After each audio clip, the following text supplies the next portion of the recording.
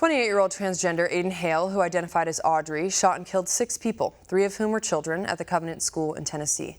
In response, White House Press Secretary Karine Jean-Pierre and Vice President Kamala Harris offered their support to the trans community.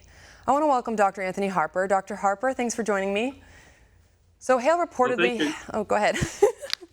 Great to join you. Yes, no, I'm really glad you're here. So Hale reportedly had a manifesto and was specifically targeting this religious school. And the White House, as we've seen, is kind of trying to steam over this and skip over this as well, the mainstream media.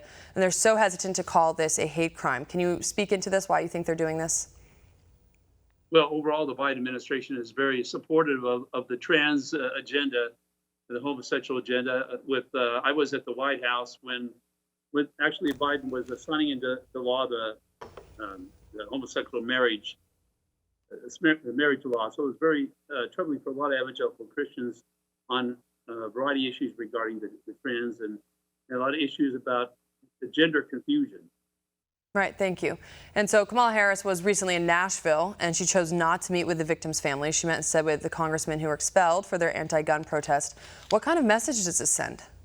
Well, it sends a confusing message. It is a matter of priorities for the Biden administration, not really showing clear condemnation of the trans shooter of this happening, these innocent children being killed and the adults being killed. So there wasn't strong condemnation like there should have been from the LGBTQ community as well as the trans community.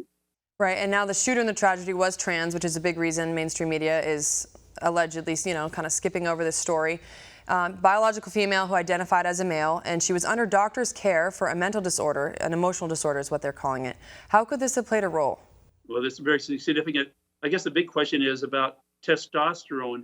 If Audrey Hale was receiving testosterone from this doctor, don't know if this doctor was a psychiatrist or not, but testosterone can really greatly impact the behavior. I don't know what other psychiatric drugs that she was on, but it is very disturbing about what has happened in this matter, and hopefully we'll get to the bottom of this and know more about the motive for this. We know that Audrey Hale was a former student at Covenant Presbyterian School. We don't know exactly what kind of arguments, there may have been arguments break out between her and the school official. Yeah, heavy topic, heavy stuff. Now we know there's just a lot of suffering and darkness in the world. It's very heavy. And as we prepare for Easter tomorrow, the resurrection of Jesus Christ over suffering and death, is there a message of hope that you would like to share?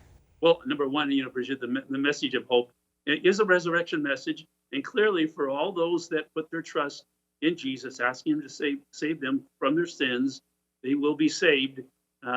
Jesus is the only hope that we see for all of humanity, for all of the world. This is a very troubling time, what a lot of people are going through, and the resurrection message offers the most hope. Jesus offers eternal life to people that put their trust in him and serving him. Yes, sir. Well, thank you so much for joining me. I hope you and your family have a great Easter. I appreciate your message. Great to talk with you, Bridget. Thank you.